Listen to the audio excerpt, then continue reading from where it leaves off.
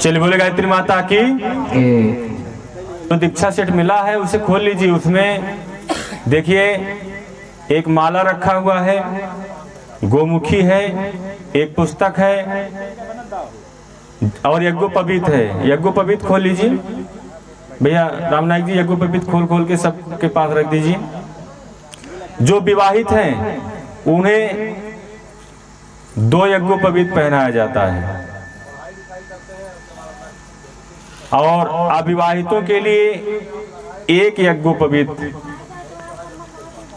यज्ञोपवीत का मतलब होता है गायत्री का प्रतीक, गायत्री की। हमारे जीवन में ये जो मास्टर साहब हैं, टीचर जो हम स्कूल में पढ़ाते हैं, ये भी गुरु हैं, पर ये शिक्षा गुरु हैं। तो हमारा दीक्षा जो दीक्षा गुरु होते हैं, दीक्षा, हमने अपनी सारी इच्छाएं दे दी। जो जिसे हम अपनी सारी इच्छाएं दे देते हैं वो हमारा दीक्षा गुरु होता है। कुल गुरु जो हमारे पिताजी के भी पिताजी के पिताजी के पिताजी के गुरु थे, उनके बेटे हमारे बेटे के गुरु, बेटे गुरु, ये गुरु परंपरा जो है कि उन्हें कुल गुरु बना लिया, तो उनको कुल गुरु कहते हैं। लेकिन दीक्षा गुरु जो हमारी अंतरात्मा से संबंध रखता है। आइए ऐसे सदगुरु भगवान का हम आवाहन करें अपने जीवन में। अक्षत पुष्प ले लीजिए, फूल, चावल। हाँ, पहले गुरु जी का पूजन करें, आवाहन करें, दोनों हाथ जोड़ें। अब आज से आपके गुरु यहाँ तस्वीर में देखें, फोटो में गुरु जी हैं, बंदनी माता जी हैं, ये आपकी दीक्षा गुरु होंगे। इनका ध्यान करें। फोटो भी होगा दीक्षा सेट में, वो फोटो अपने सामने रख लें, दोनों हाथ जोड़िए। ओम गुरुर् ब्रह्मा गुरुर्विष्णु गुरुर्देवो महेश्वरः गुरु साक्षात् परब्रह्म तस्मै श्री गुरुवे नमः। ओम श्री गुरुवे नमः। आवाहयामि स्थापयामि ध्यायामि। ओम आयातु वरदे देवी त्रयक्षरी ब्रह्मवादिनी गायत्री छंदसाम माता ब्रह्मयो निर्नमोस्तुते। ओम श्री गायत्रे नमः। आवाहयामि स्थापयामि ध्यायामि। ओम स्तामया वरदा वेद माता प्रचोदयन्ताम पावमानि द्विजानामायु प्राणं प्रजां पशुं कीर्तिं द्रविणं ब्रह्मवर्षं मह्यं दत्त्वा प्रजत ब्रह्मलोकम्। ओम अभिप्सितात् सिद्धर्थं भोजितो यासुरासुरैः सर्वविघ्नहरः तस्मै गणाधिपतये नमः। ओम श्री गणेशाय नमः। आवाहयामि स्थापयामि ध्यायामि। ओम सर्वमंगल मांगल्ये शिवे सर्वार्थ साधिके शरण्ये त्र्यंबके गौरी नारायणी नमस्ते। ओम श्री गौरीये नमः। आवाहयामि स्थापयामि ध्यायामि। अक्षत पुष्प वहीं सामने गुरु जी के चित्र पर रख दें। पुनः दोनों हाथ जोड़े, सभी लोग जो जोड़ेंगे और जब नमः बोलेंगे नमः बोलते हुए चले। ओम सिद्ध बुद्ध सहिताय श्री मन महागणाधिपतये नमः नमः। ओम बोलते रहिए। ओम लक्ष्मी नारायणाभ्याम नमः नमः। ओम मां महेश्वराभ्याम नमः नमः। ओम आड़ी हिरण्यगर्भाभ्याम नमः नमः। ओम सज्ज पुरंदराभ्याम नमः। ओम माता के चरण कमलेभ्यो नमः। ओम कुलदेवताभ्यो नमः। ओम इष्टदेवताभ्यो नमः। ओम राम देवताभ्यो नमः। ओम स्थान देवताभ्यो नमः। ओम वासुदेवताभ्यो नमः। ओम प्रभुभ्यो नमः। ओम प्रभुभ्यो नामभ्यो नमः। ओम प्रभुभ्यो नमः। ओम एतर्कण प्रधान श्री गायत्री देवी नमः। ओम पुण्य पुण्याहं दीर्घमायुरस्तु। चलिए अब इसके बाद अक्षत पुष्प वही गुरु जी उस पर रख दे, पूजन करें। एक पुष्प लीजिए हाथ में। ओम सर्वेभ्यो देवेभ्यो नमः। आवाहयामि स्थापयामि ध्यायामि। आसनम समर, वही प्लेट, हाँ वो प्लेट सामने रख लीजिए, वो दोनी है वो सामने रख ले। चलिए आसनम समर्पयामि, समर्पित कर दीजिए, पुष्प समर्पित कर दें वहीं पे। प्लेट में वह दुनिया, हाँ दुनिया धई दी। अब 4 बार जल का सिंचन करें, 4 बार। आद्यम समर्पयामि, उसी प्लेट में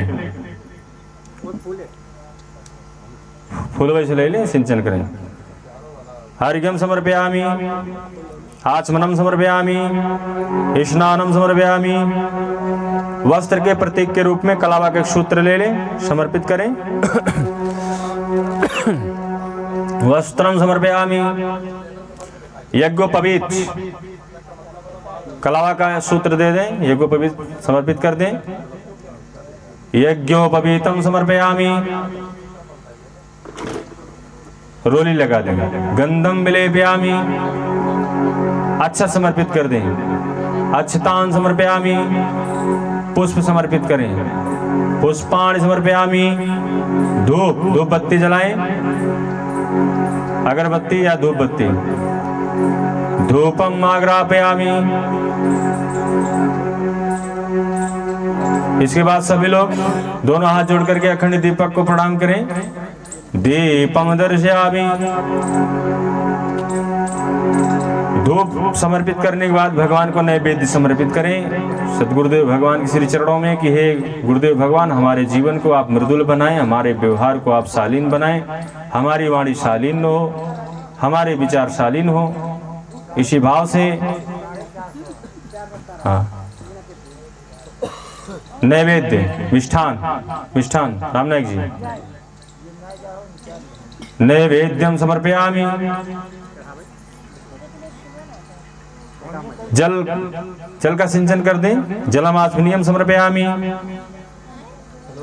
पान और सुपारी है, पान सुपारी सबके पास होगा, पान सुपारी ले लें।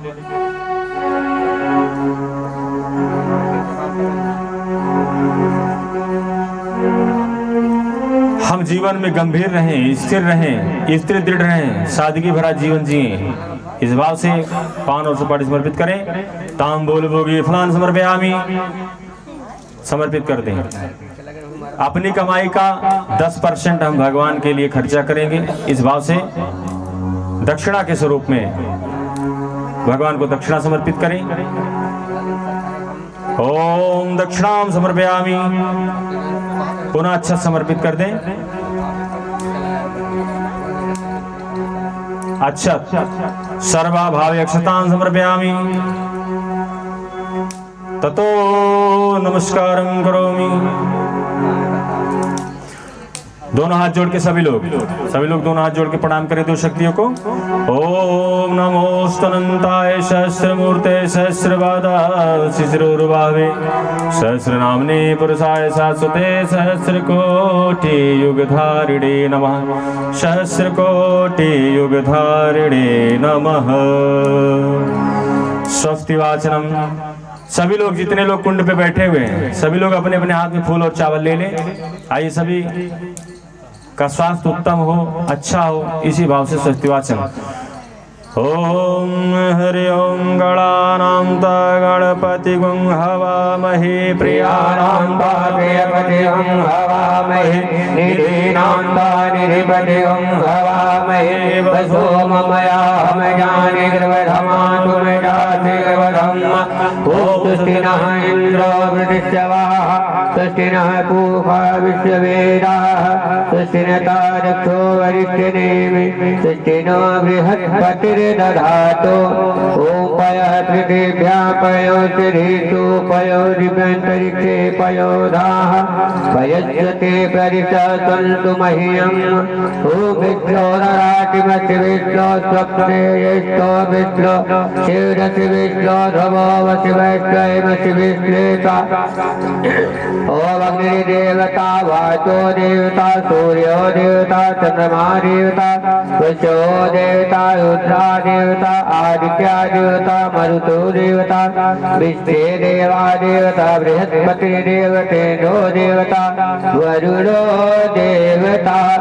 ओम रेव शांति अंतरिक्ष ओम शांति पृथ्वी शांतिराप शांतिरोषधया शांति वनस्पतयः शांति विश्वेदेवाः शांति ब्रह्म शांति सर्वगम शांति शांतिदेव शांति सामा शांति देहि ओम शांति देव सवितर दुर्यतानि परासु यद भद्रं तन्नासु ओम शांति शांति शांति सर्वारिष्टेषु शांतिर्भवतु।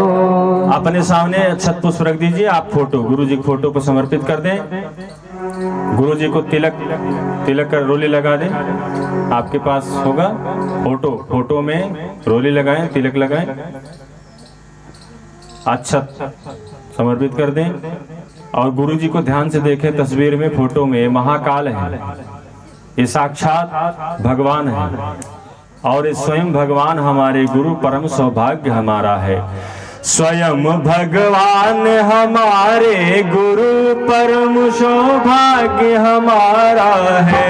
स्वयं भगवान हमारे गुरु, परम सौभाग्य हमारा है। स्वयं भगवान हमारे गुरु, भगवान हमारा है। स्वयं नारायण नर्तन करे हमारे रीति पधारा है।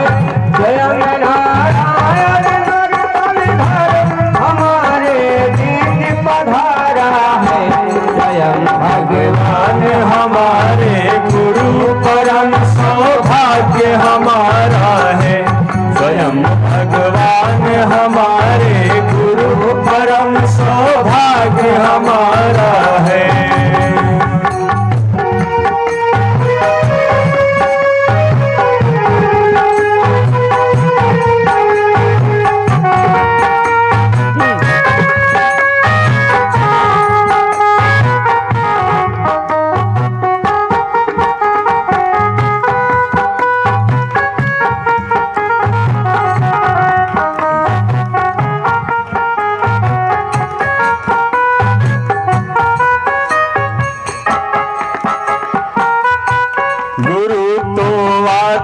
जाते पर नारायण कभी कभी आते। गुरु तो आते जाते पर नारायण कभी कभी आते। गुरु तो आते जाते पर नारायण कभी कभी आते। कभी अवतार हुआ करते, पाप धरती पर बढ़ जाते। कभी अवतार हुआ करते, पाप धरती पर बढ़ जाते। कभी अवतार हुआ करते, पाप धरती पर बढ़ जाते। ब्रह्म में स्वयं अवतरित हो, धरा का भार उतारा है। स्वयं भगवान हमारे गुरु, परम सौभाग्य हमारा है। स्वयं भगवान हमारे गुरु, परम सौभाग्य हमारा है। परम सौभाग्य हमारे बीच पधारा है। स्वयं भगवान हमारे गुरु, परम सौभाग्य हमारा है। स्वयं भगवान हमारे गुरु, परम सौभाग्य हमारा है। बोले सद्गुरुदेव भगवान की जय हो। स्वयं भगवान हमारे गुरु बन जाएं, इससे बड़ा सौभाग्य क्या है। गुरु किसे बनाना चाहिए? गुरु उसे बनाना चाहिए जो सर्व समर्थ हो। कमजोर से रिश्तेदारी करोगे, कमजोर से कौन रिश्तेदारी करना चाहता है? कोई कमजोर व्यक्ति आपके साथ खड़ा हो तो क्या भरोसा है वो आपको बचा लेगा? है? जो खुद भटका हुआ हो वो दूसरों को कैसे रास्ते पे ला सकता है? जो व्यक्ति खुद बीड़ी पी रहा हो और दूसरों की बीड़ी कैसे छुड़ा सकता है? नहीं छुड़ा सकता है ना। जो सर्व समर्थ हो, आप तकलीफ में हो, एक बार अपने गुरु को याद करो, गुरुदेव मैं तकलीफ में हूं, और तुरंत आपके तकलीफ का निवारण हो जाए। वो गुरु सर्व समर्थ गुरु, उसे कहते हैं आज गुरु परंपरा बड़ी धूमिल हो गई है। बस गुरु गायत्री मंत्र जो है गुरु मंत्र है, और गायत्री मंत्र को कान में फूंक देने से कितने लोगों को भ्रम फैलाया जाता है गायत्री के विषय में कि गायत्री जोर से नहीं बोलना चाहिए, गायत्री जोर से ही बोलना चाहिए। स्त्रियों को गायत्री मंत्र का जाप नहीं करना चाहिए, स्त्रियों को ही गायत्री मंत्र का जाप करना चाहिए। क्यों? जब यहां पर हमारे देश में मुगल आए, विदेशी लोग यहां आए, देखा कि भारत में सभी लोग विद्वान हैं, सभी बुद्धिमान हैं, ऋषियों की धरती है, और इस ऋषियों की धरती पर किसी बुद्धिमान आदमी को गुलाम नहीं बनाया जा सकता है। गुलाम किसको बनाया जा सकता है? जो मूर्ख हो, जिसके पास बुद्धि ना हो, उसे गुलाम बनाया जा सकता है। तो भारत वालों को मैं गुलाम कैसे बनाऊं? तो पता करते करते उन्हें पता हुआ कि हर घर में गायत्री मंत्र का जाप किया जाता है और लोग यज्ञोपवीत धारण करते हैं। तो मुगल आक्रांताओं ने, औरंगजेब ने न जाने कितने मन जनेऊ तौले थे, शिखा को कटवा दिया, जनेऊ उतरवा दिया, और इतना कह दिया कि अगर कोई गायत्री मंत्र बोलता हुआ दिखाई पड़ेगा उसकी जिह्वा काट लेंगे। सब डर गए कि अगर जोर से बोलेंगे गायत्री मंत्र जिह्वा काट ली जाएगी तो हम गूंगे हो जाएंगे। अभी कोई समझते नहीं, इधर उधर की बात करते हैं, क्यों ऐसा हुआ? धीरे धीरे भ्रम फैल गया और गायत्री मंत्र जोर से नहीं बोलना चाहिए, और दीक्षा भी कान में फूंक के दो, कहीं ऐसा ना हो मुगल शासक सुन लेगा तो फिर हमारी मुंडी काट देगा। इसलिए कान में फूको।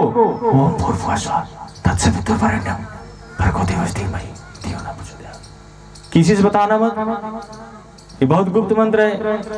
देखिए, ये गुरु मंत्र है, पहले जोर से ही बोला जाता था सतयुग के जमाने में, लेकिन वो भय अभी भी जो है प्रथा के रूप में चल रहा है। बाल विवाह होना शुरू हो गया था, क्योंकि इन राक्षसों ने बच्चियों को भी उठा के लेके चले जाते थे, इसलिए रात्रि की विवाह की परंपरा चल पड़ी। रात्रि में विवाह हो जाता था। पहले तो 5 साल 6 साल में ही विवाह कर दिया जाता था, जब समय आता था तो गौना दिया जाता था, और ये परंपरा अभी भी कहीं न कहीं देखने को मिलती है।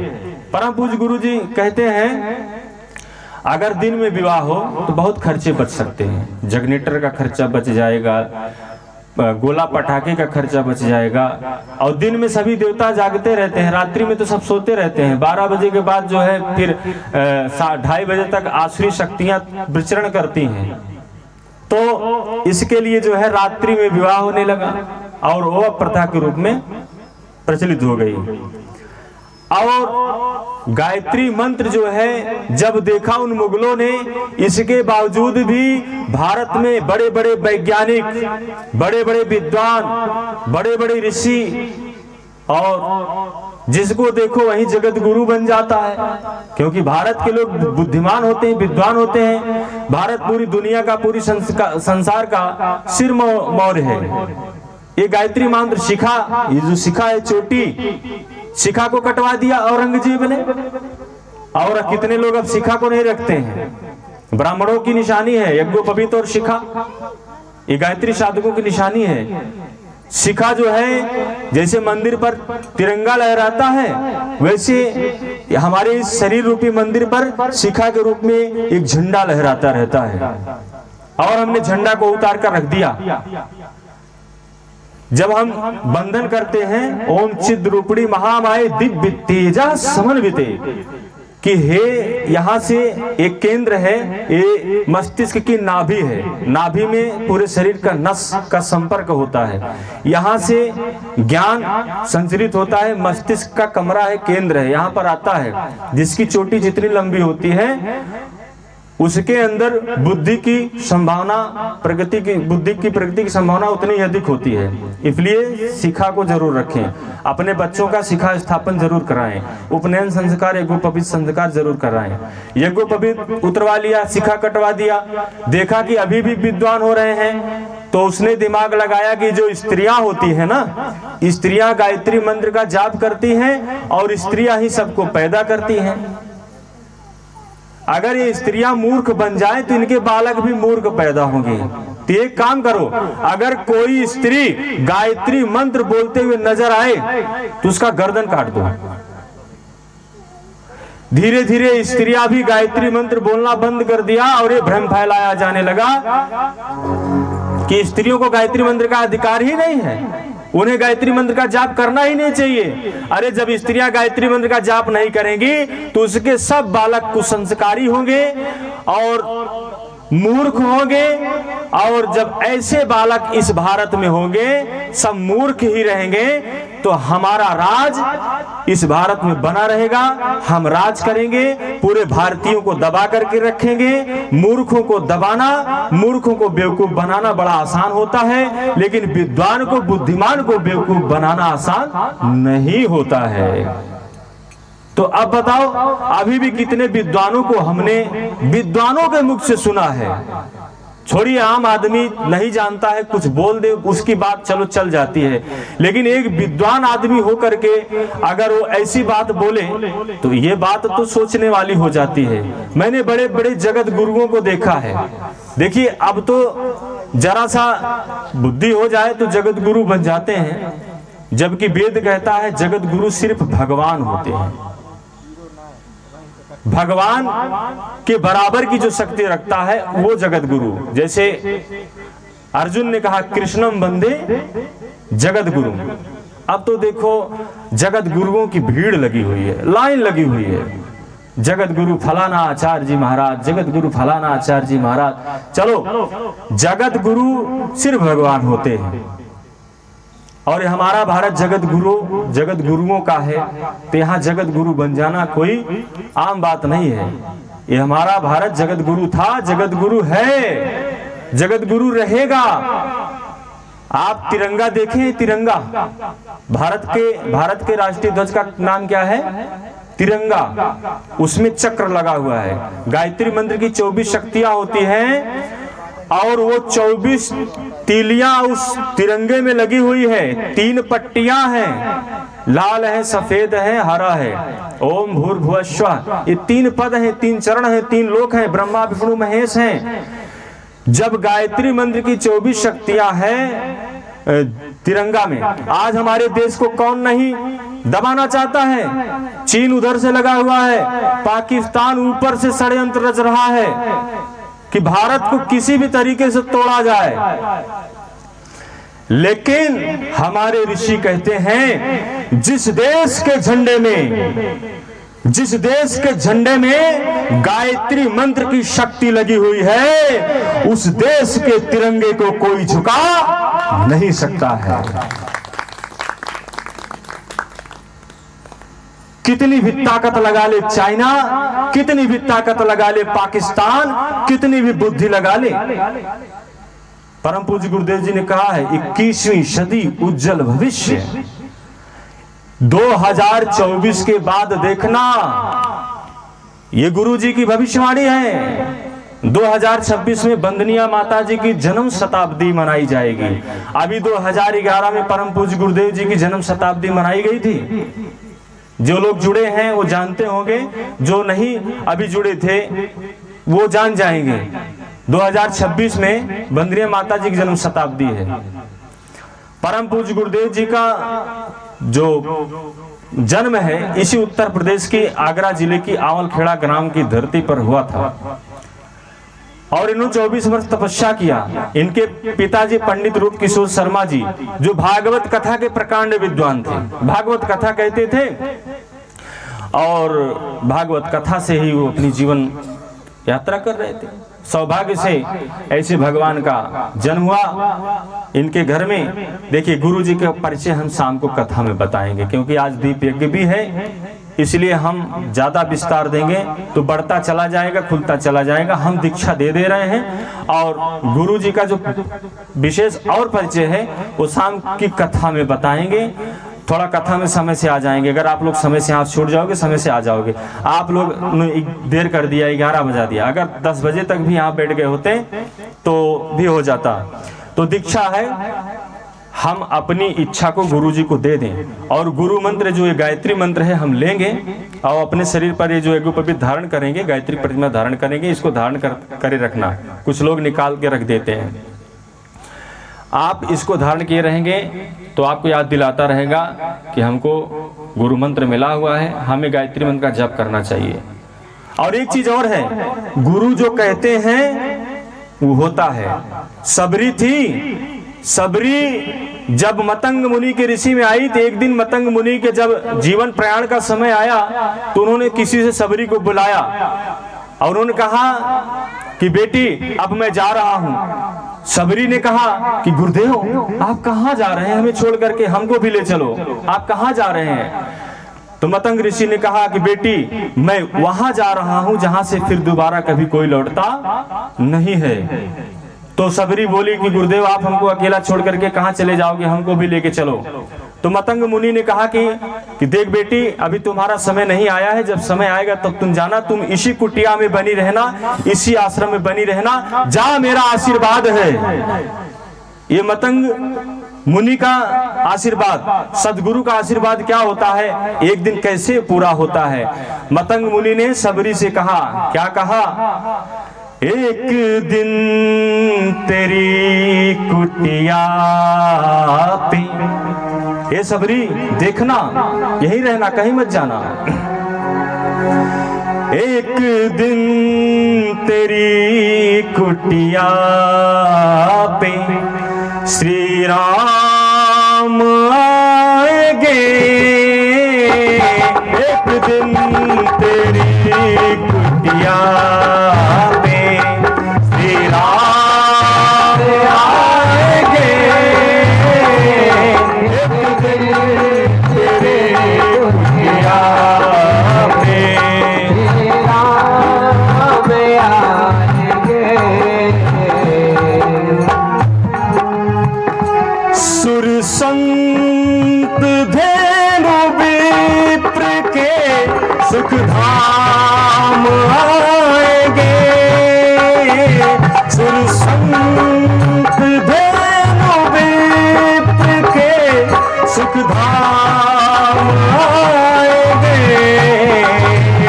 एक दिन तेरी कुटिया पे श्री राम आएंगे,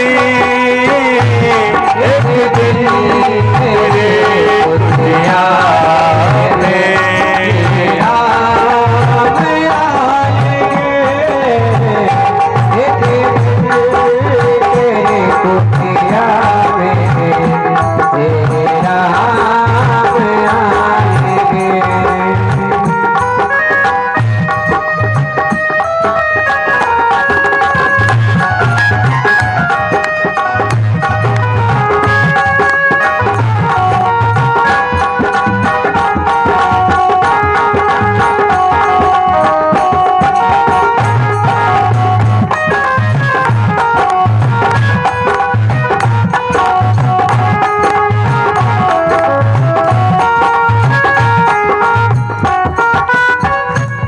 बेरी के हर एक बेर को चखती है सबरी, बेरी के हर एक बेर को चखती है सबरी, चख चख के मीठे बेर को रखते हैं सबरी, चख चख के मीठे बेर को रखती है सबरी। स्वागत में मेरे राम की, स्वागत में मेरे राम के, ये काम आएंगे, स्वागत में मेरे राम के, ये काम आएंगे, एक दिन तेरी कुटिया पे श्री राम आएंगे, एक दिन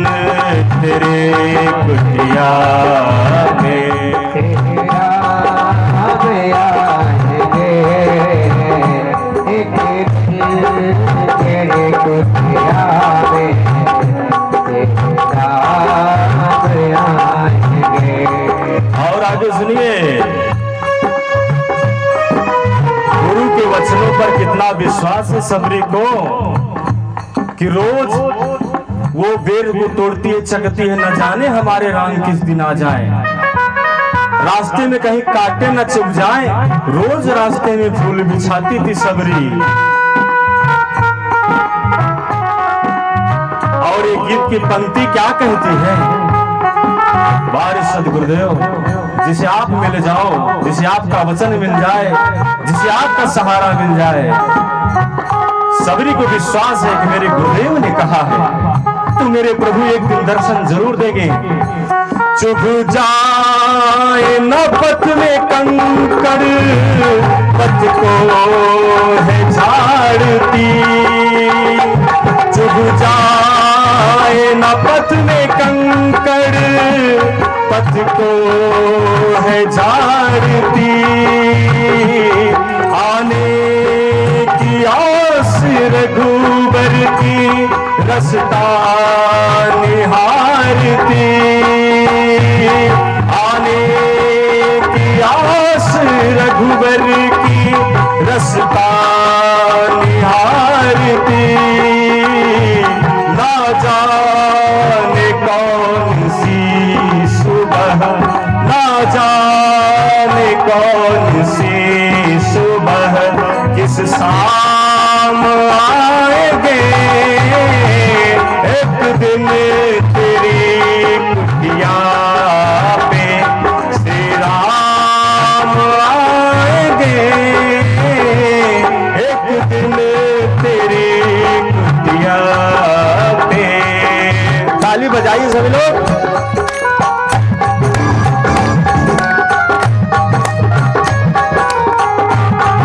हाथ ऊपर करिए ऐसे।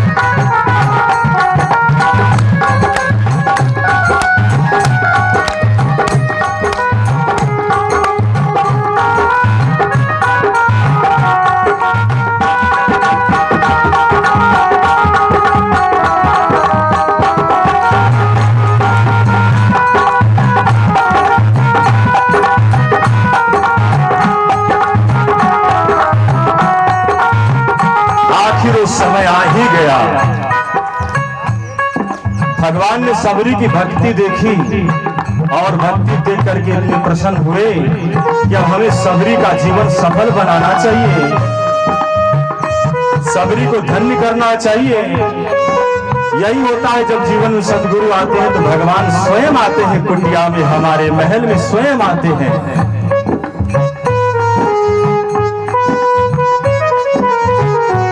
सबरी की भक्ति देख कर प्रभु मुस्कुरा रहे। सबरी की भक्ति देख कर प्रभु मुस्कुरा रहे।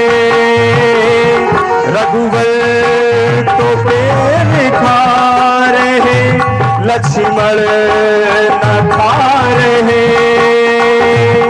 रघुवर तो बेर खा रहे, लक्ष्मण न खा रहे।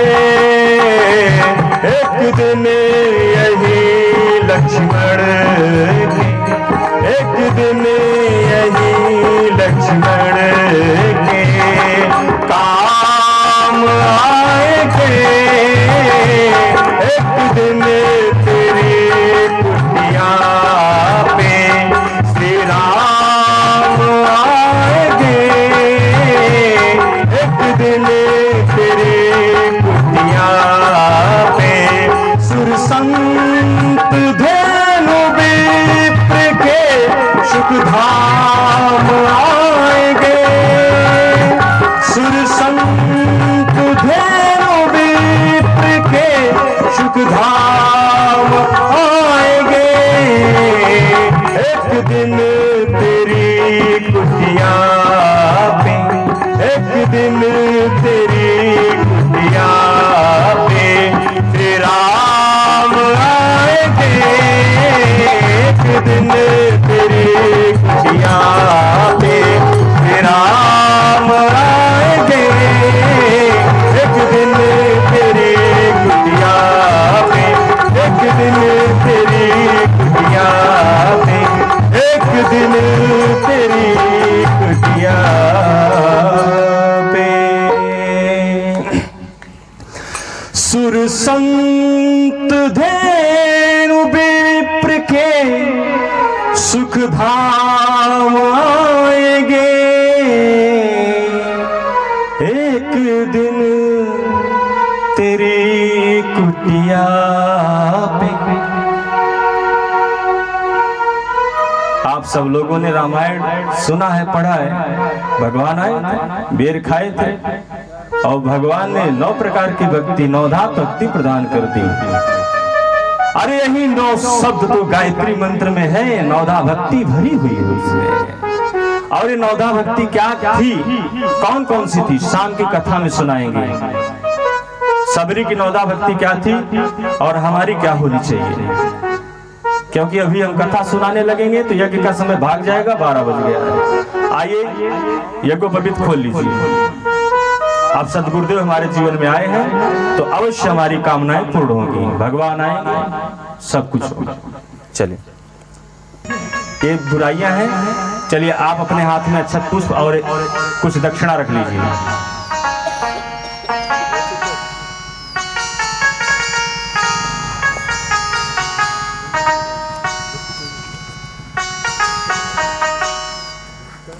आइए, चलिए। ओम श्रुते स्मृते पुराणोक्त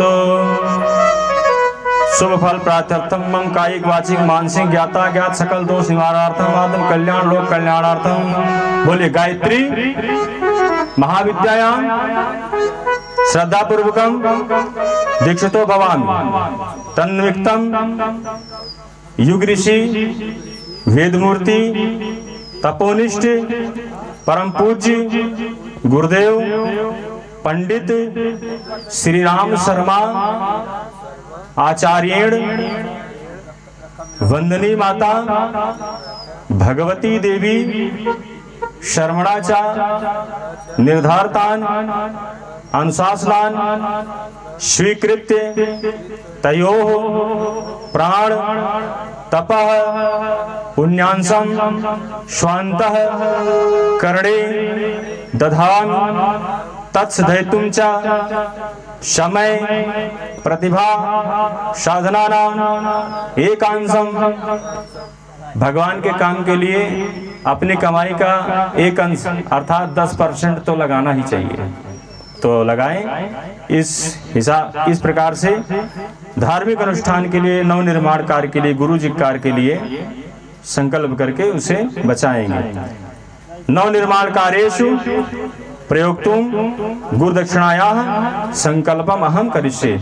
माथे से लगाइए और जो अक्षत पुष्प है उसे ले आकर के, यहाँ तो जगह है नहीं, यहाँ व्यासपीठ पे चढ़ा करके अपने स्थान पे बैठेंगे।